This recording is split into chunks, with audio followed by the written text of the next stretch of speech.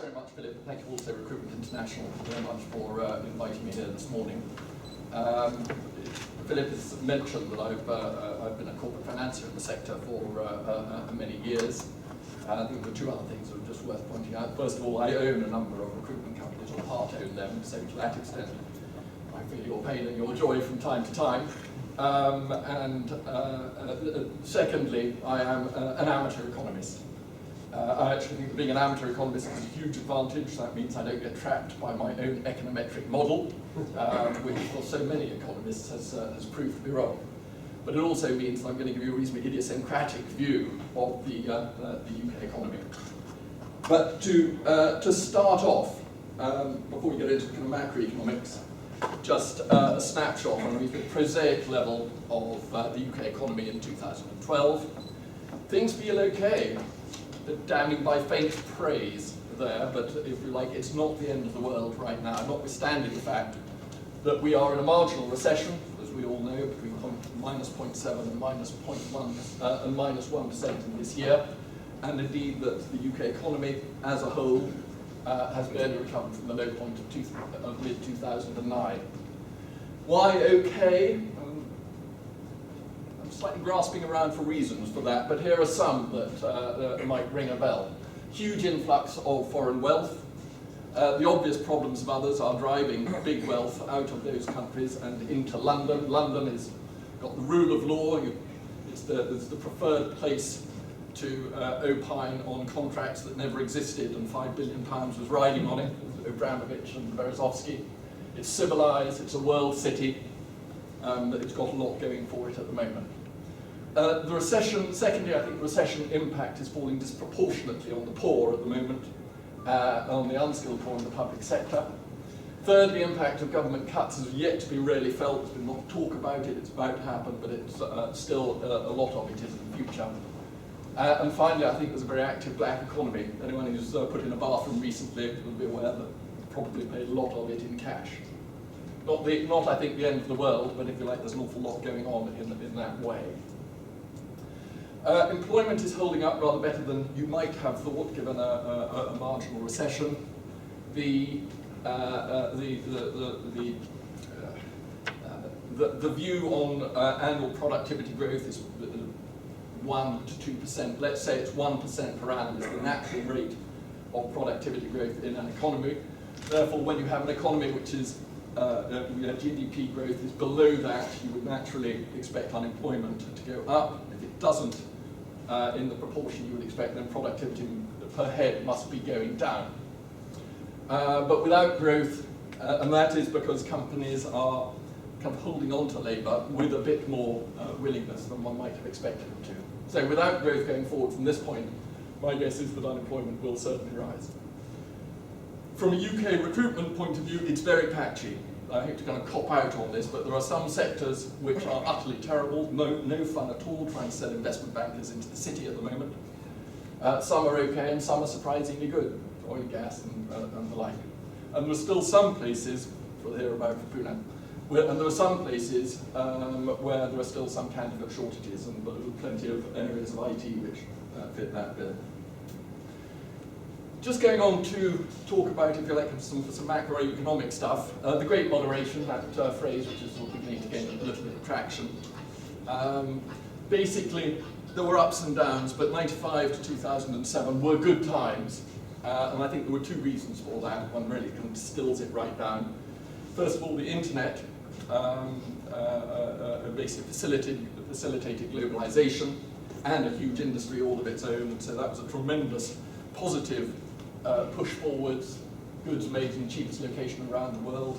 Distance ceased to be a major problem, and the price quality analysis is very transparent at all. It was very transparent, and so that was a tremendous plus for the world economy.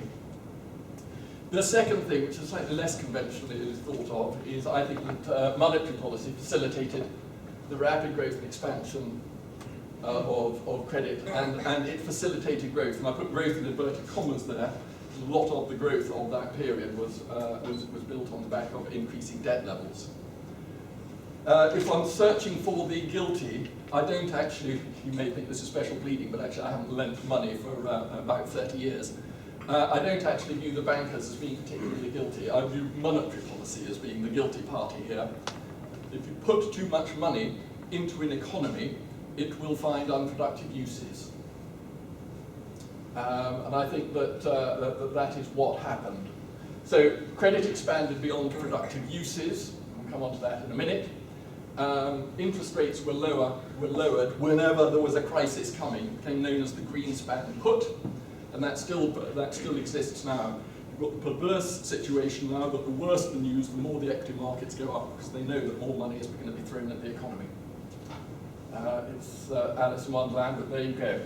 And then, of course, the Eurozone, I will return to the Eurozone, but the Eurozone has, over the course of its life, systematically mispriced and misallocated credit to the huge detriment of us all.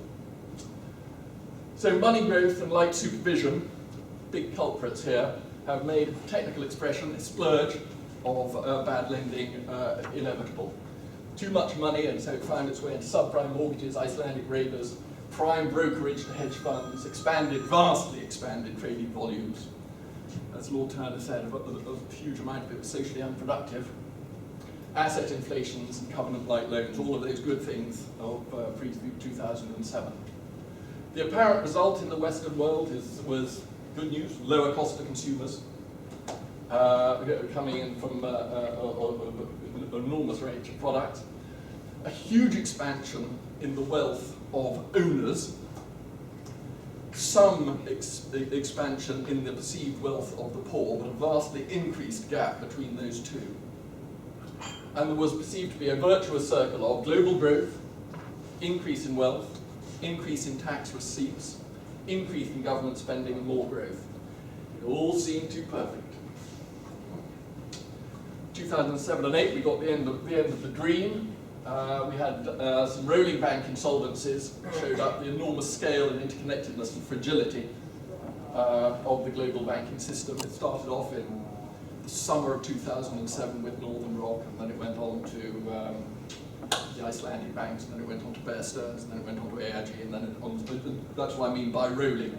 It sort of gathered momentum, and it ended up with Royal Bank of Scotland and Lloyds in this country. And that was because they were, when they faced their individual shocks of bad loans, the money was able to move away from them. They were perceived as the limping wildebeest, and the money exited immediately. No longer is it a question of queues forming outside a door of individuals taking their money out, but it is a question of money just being sucked out electronically, and that's exactly what happened. It is salutary to remember that the end of the world can come, and in September 2008 it was narrowly avoided. It was avoided over a weekend when Hank Paulson went down on his knees in front of Nancy Pelosi, and TARP was born. If it hadn't been, the result would have been quite astonishing. The sense was that the great moderation was built on excessive debt in the Western world. In banks, too big to fail is a phrase that we've heard very often. By too big to fail and too large a part of the UK economy, the principal banks in the UK, the principal British banks in the UK, had total assets of 5 times UK GDP. So when they had a problem, UK PLC had a problem. And that's a disproportionately large part of the economy. Too big to control. These things are monstrous, and certainly reporting accounts do not reveal what is going on inside a bank. And even apparently well-run banks can drop 10 billion fairly easily when a couple of rogue traders go off the rails. It's just happened to JP Morgan. So I think that those banks are too big to control. They have too many individual silos in them. There's too little kind of cross-understanding of what's going on in those silos. So I do think they need to be broken up. But I think it's the control point rather than any others.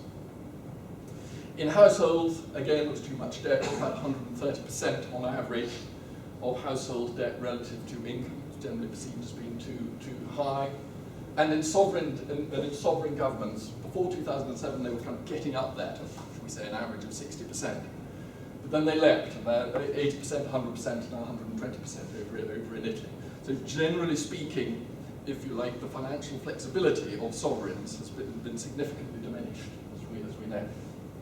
There was also far too much opaqueness in the financial system, as I said earlier, completely missed by reported accounts. All of those rubbish salami sliced securities, CDOs, CDO squareds, and the general trading made things extraordinarily difficult.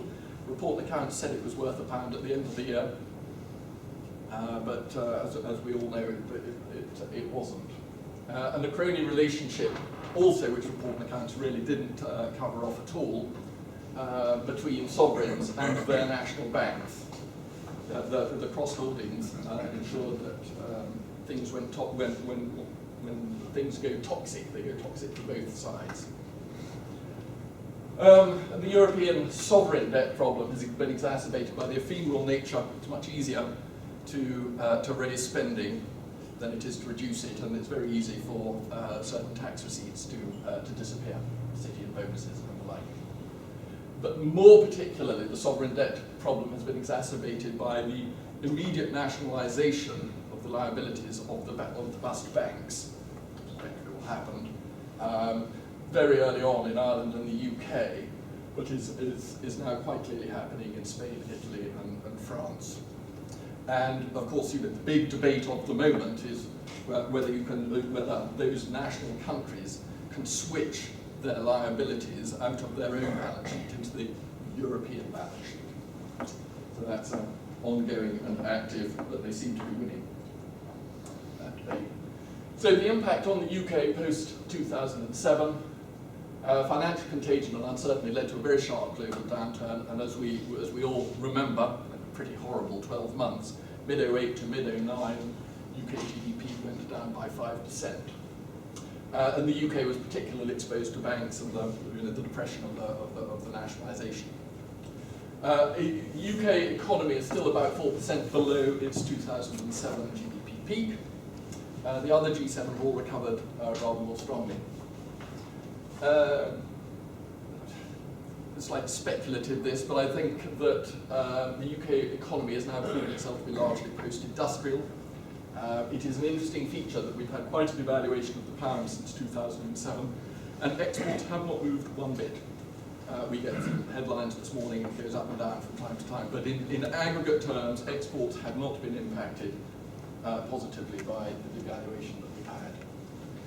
Economic uncertainty has changed attitudes to debt. UK household leverage over the last 5 years has come down by 20 percentage points as people are worried about the future and their jobs. And what we've had is obviously a lot of money coming into credit coming into the economy in the form of QE, monetary expansion, and that seems to have approximated to the concurrent reduction in the velocity of circulation of money, which has been taking place. So one's got an approximately, one's got, if you like, inflation drivers reasonably sort of under control, notwithstanding the huge increase in the money supply. And then one's got the rather perverse situation that as we're trying to kind of get better out of this and we're trying to encourage the banks to lend, one's got a situation where politicians have decided that it's the banks that were the principal actor at fault in this. As I said, I don't think it is. And so the banks are struggling with a whole range of things. In addition to all the bad loans out there, they're being encouraged to become smaller, better capitalised, extensively regulated, less incentivised and fined. All of those good things, all which are, if you like, taking banks in the wrong direction. Not that they're blameless. The international policy mistakes of the last 5 years, the first one isn't actually an international policy mistake, it was a necessary action. That's a far hydrant, but the governments, the IMF, central banks were completely focused on sustaining the global financial system, the integrity of capitalism, so to speak. Initially viewed as a bank liquidity issue, hence the fire hoses, wonderful time for acronyms, TARP, QE, TWIST, LTRO, OMT last week, and so on and so forth. But it's all just flooding money into the economy, rapidly widened into a bank solvency issue, which it always was. And that is in turn, to an extent surprisingly, turned into a solvency issue, but only within the Eurozone. Which says to us all, it seems to be, that it's the Eurozone which is the problem in relation to that sovereign solvency issue, not actually the levels of indebtedness. The stated hope of government policy, if you asked George Osborne was here and you asked him what's your stated hope, he would say to recapture the virtuous circle of growth. We need to generate growth, wealth tax, as I said earlier. The actual government policy of all Western governments, in Europe at any rate, not actually the States, has been schizophrenic. Extraordinarily easy monetary policy, which I've just been talking about, to keep the banks and the sovereigns afloat. Moderate to harsh fiscal policy.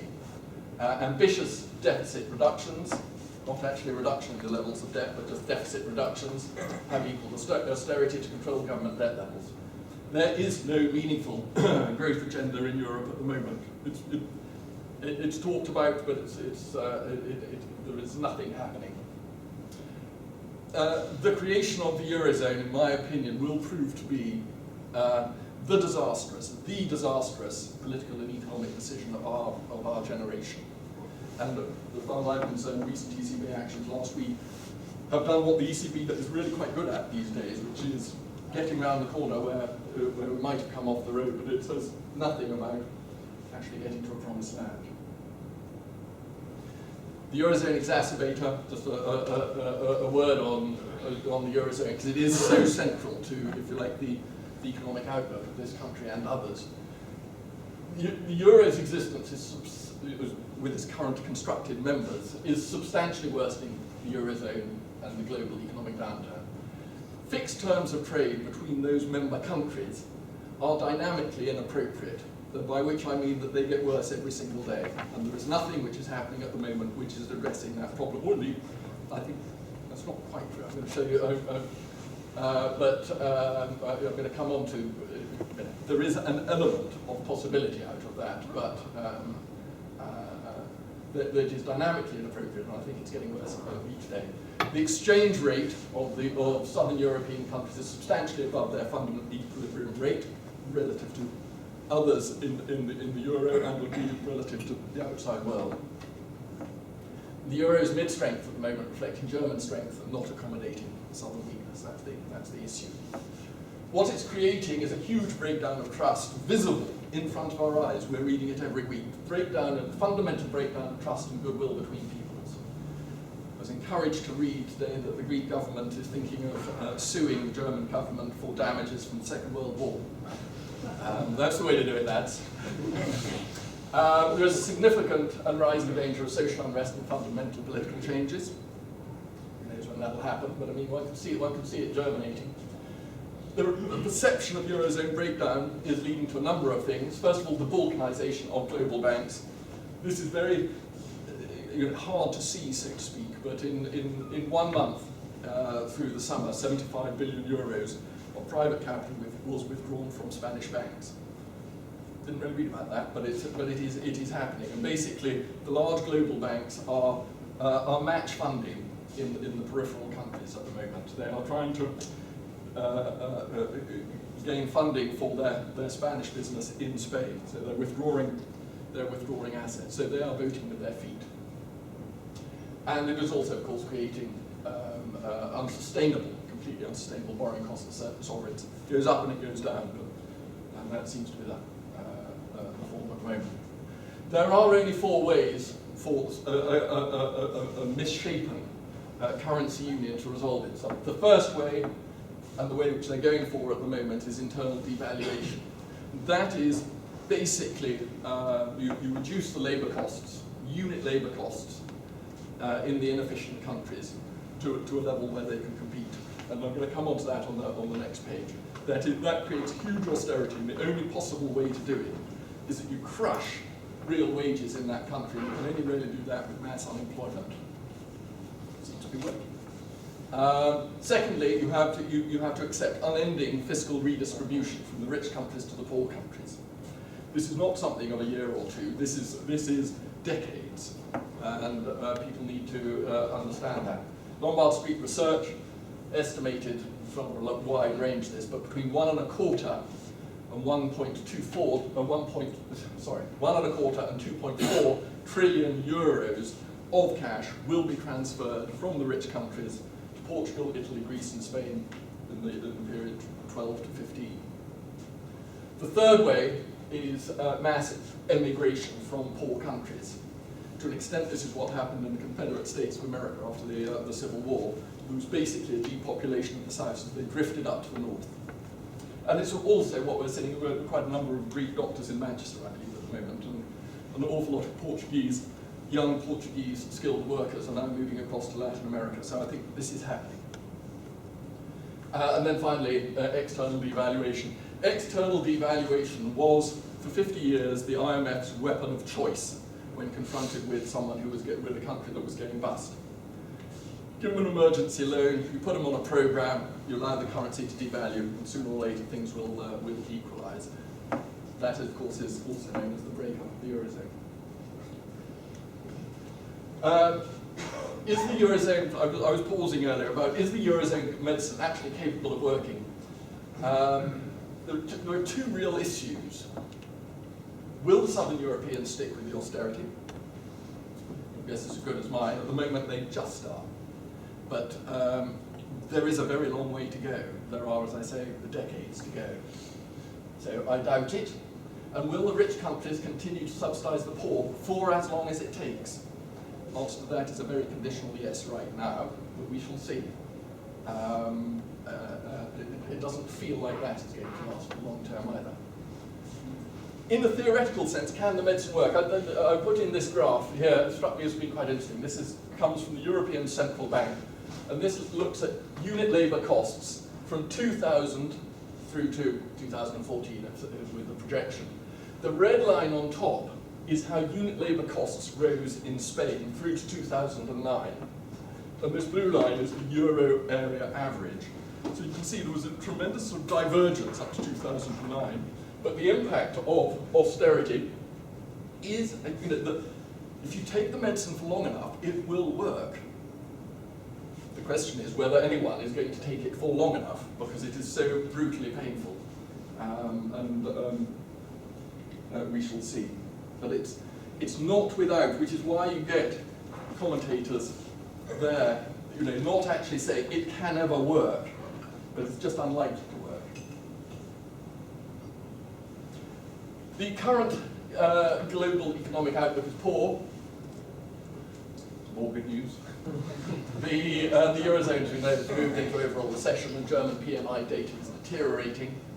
Within that, Spain's central and regional government is proving really interestingly dysfunctional. I mean, I hate to look in on other family squabbles, but that really is a challenging situation. And Spain is the very large canary in the mine in relation to the Eurozone.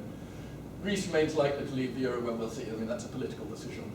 It's gone way beyond economics. The European banking system remains, I think, largely insolvent and is definitely retrenching, which is a huge negative to the economy. The USA has stuttering growth, huge debt. In the medium term, the USA debt is, in my opinion, going to be the big economic problem of the world. Uncertain politics, and you've got the interesting fiscal cliff of January, February 2013. They'll, of course, get through that. They always do, but it's always a fudge. They are, I would say, past masters of kicking the ball down the track.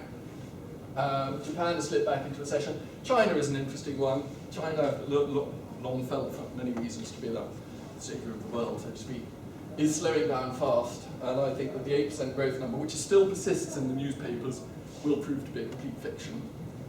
Certain friends of mine who are running businesses out in China are there saying it really doesn't feel like any growth at all. And what growth is happening is largely infrastructural and empty buildings. So we shall see about that. Interesting. But as a consequence of quite clear cracks in the China story at the moment, short term I'm sure, industrial commodity prices have deteriorated very fast, iron ore and coal and the like, and global shipping is very weak. And then, as if all that wasn't enough, we've got that act of God in the food bowl of the American Midwest, which rather suggests that global food staple prices, the prices of global staples, is going to go up in the second half of this year, particularly soya and corn. So, concluding thoughts. as I look forwards into next year, there is nothing visible which suggests any recovery for 2013. Government tinkering with their planning and small business bank and the like. But the core policy remains deficit controlled. There's a substantial Eurozone and a global slowdown in process with, in my opinion, serious downside risks. We've got continual crisis management. Fixes may well string the Eurozone out for many years to come. We shall see. It's a question of when people on either side of the balance lose their patience and their trust in their politicians. I think there will be continuing UK household deleveraging and pressure on disposable incomes, continuing bank contraction. 2013, there is a consensus view which remains currently in positive territory, but as I say, said earlier, I've got absolutely no faith whatsoever in econometric models anymore. In my view, it will be another -1%, materially worse if the Eurozone plays up. 2014 and 15 is guesswork, but there's nothing very positive in the short term coming out of any of this lot. The impact on UK recruitment companies, UK Recruitment PLC is an approximate equilibrium at +1% GDP growth, as I said earlier, and to the extent it's less than +1% on an annual basis, UK recruitment as a whole kind of amplifies the economic cycle by about a factor of 6. So if actually we have -1% GDP growth, that's 2 percentage points below +1, times 6%. So I would expect this year a GP of UK recruitment to go down by 12%, and I would expect it to go down by another 12% next year. Now, in amongst that, I mean, that is just the aggregated numbers. In amongst that, of course, many of you will have a different experience, and I'm sure that many of you will have your businesses actually moving forwards over the next 12 months. But happy days, because you will be doing that, in my opinion, against a background of ships in the harbour falling rather than rising, because that's the way the tide is going. So, thanks very much indeed. That's the end of what I've got to say.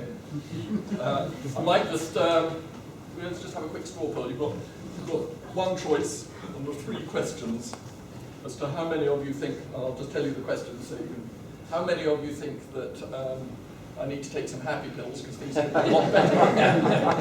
How many of you think I got it about right? How many of you think I've rather underplayed the downsides? So let's start off with, how many of you think that I should take some happy pills? You do that irrespectively. Sorry, could we have those hands going up? Sort of 8 or 9. How many feel I've got it about right? And how many feel that I've just been too kind on the world? Right, well, it's approximately, the mood of the room is approximately that is right. But there were some undoubtedly more optimistic people in the room. All right, thank you very much indeed.